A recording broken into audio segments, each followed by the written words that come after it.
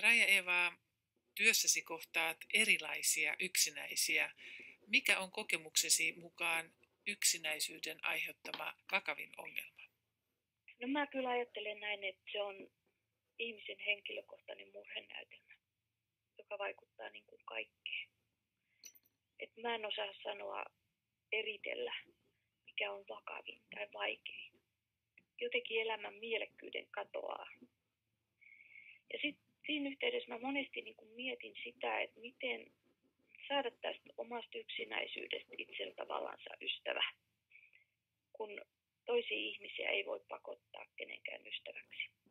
Ja sitten mä oon huomannut, että monesti niin kun tämmöinen hyvin yksinäinen ihminen niin etäännyttää ympäriltään muita ihmisiä tällä suurella ihmisnälällään.